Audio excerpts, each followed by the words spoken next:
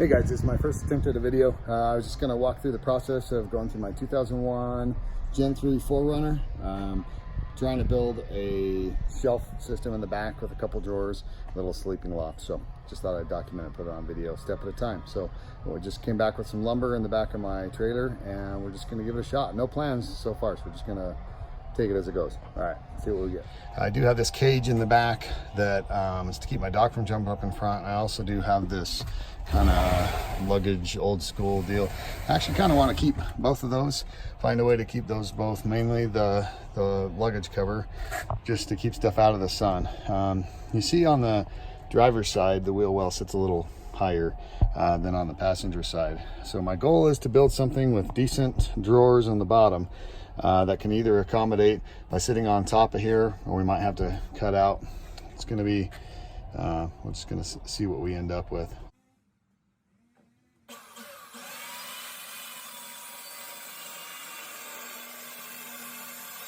Cut a board 38.5 inches long. That's going to be the back. Gonna have a board sitting here, here, and here. But let's take a look, since this is a 2x12.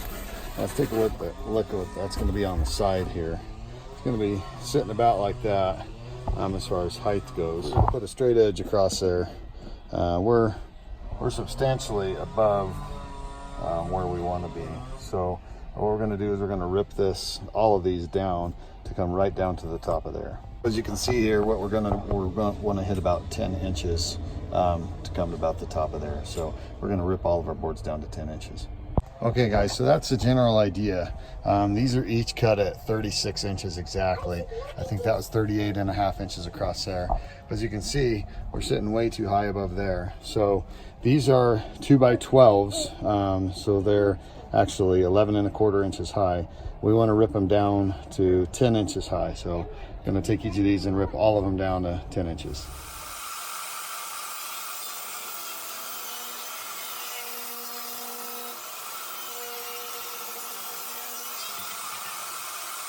Got all three. They're just set in place right now, but at 10 inches high, we're sitting right on top of that wheel well, which is just what we want. We'll have a little room over there.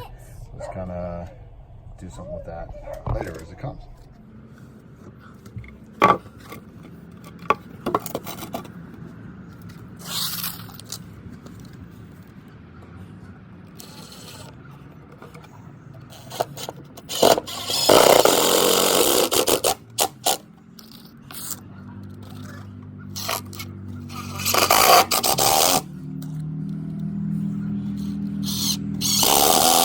That we're dealing with 38.5 inches across the back, 36, 36, 36. You can see where it comes to here. Gave myself a little bit of room for the face of the drawers later on. Let's keep on at it.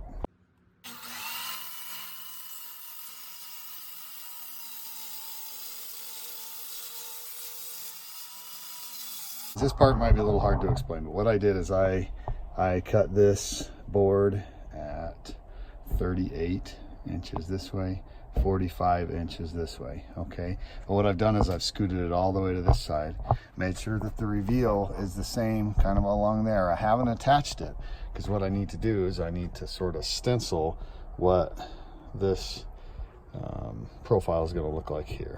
So I'll see if I can show you guys how to do that. I'm just going to set this up.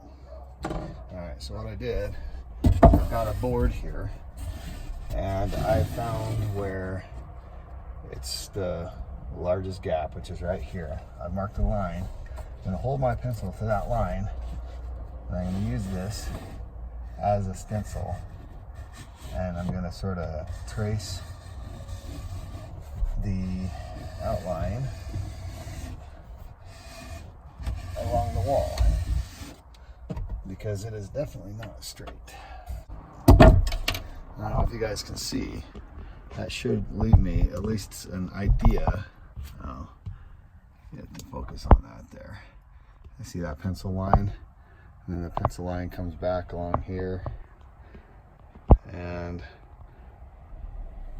draws along there. So now I'm going to take this board back off and use a jigsaw, cut out that profile, and see how close it is to matching that wall.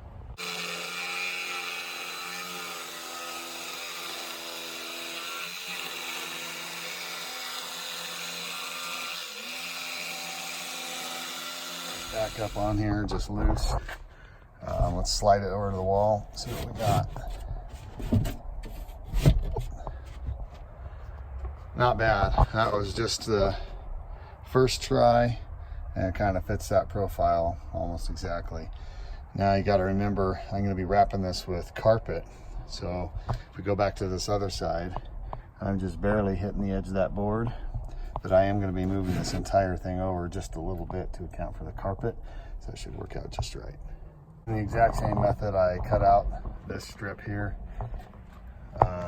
Just that stencil method. I took the big board out, put the small one, cut it just generally to size, stenciled the edge and put it in there. Looks like it's gonna go pretty well for what our needs are. Again, we're just trying to fit those major radiuses along the sides. And then again, this entire thing should be able to pivot up once we get a hinge on there. So I'm going to throw a couple piano hinges on there. I just have two smaller piano hinges, so I'm just going to make that work.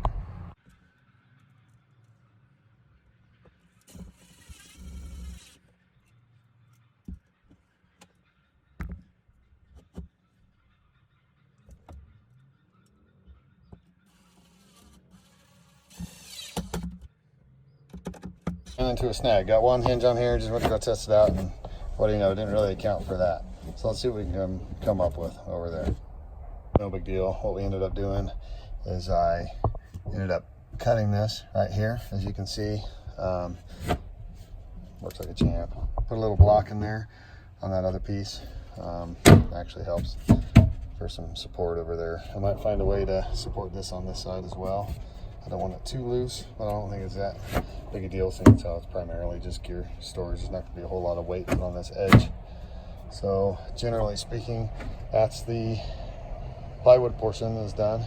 Gonna work on now getting the boxes cut and measured for the drawers and getting the carpet attached on top. Okay, well, I got this back out of the car back into the garage here. I cut some indoor-outdoor carpet. I'm going to be spraying spray adhesive on there and pressing it on and stapling it in place.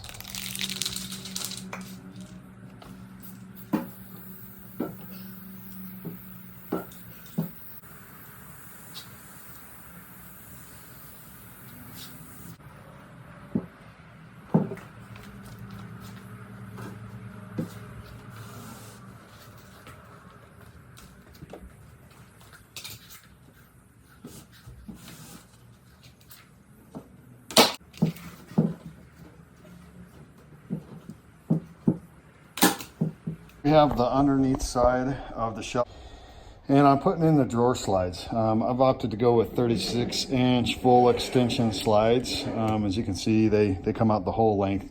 This is exactly 36 inches what I've got here, so this should work pretty well with what I'm doing. I will tell you, these are expensive. This is going to be the most expensive part of your project. So I've seen people that do kind of ones that aren't as load bearing. I think these hold 400 pounds for a set. But you can get ones that hold a whole lot less. You can also get 28-inch or 32-inch slides at a lot cheaper. So that's kind of up to you. You can use what you've got sitting around. But I'm going to show you how I did it here on this other side. All right, so what I did is I just created a couple little blocks even on each side. Now you got to understand I'm upside down.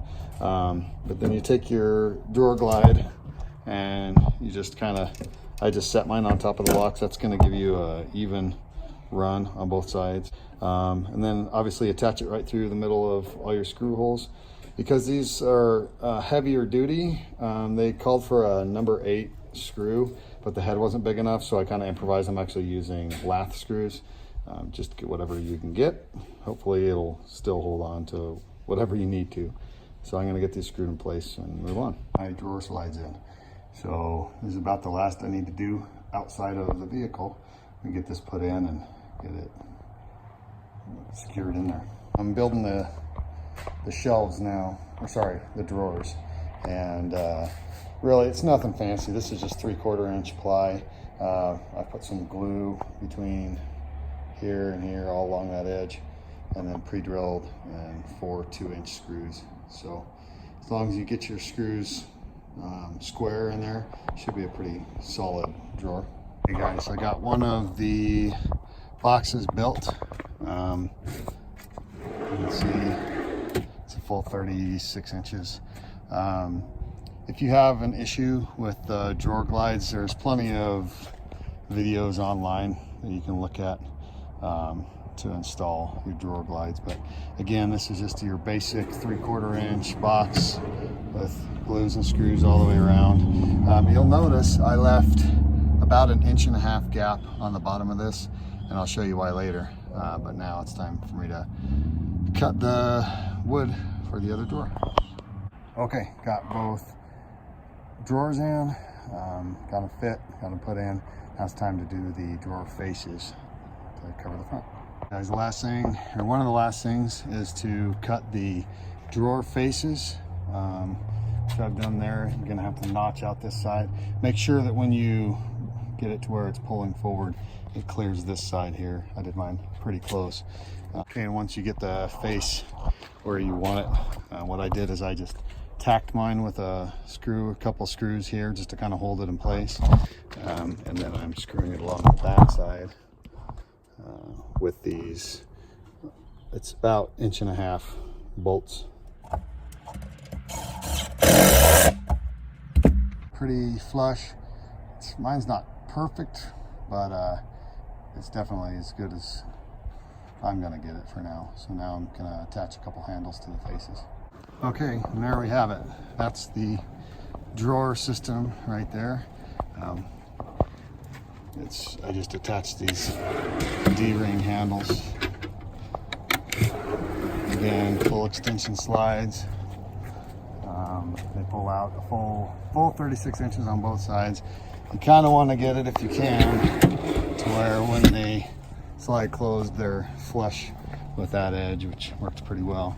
And obviously you got to make sure that you're all done, it can close. So all right, there you have it.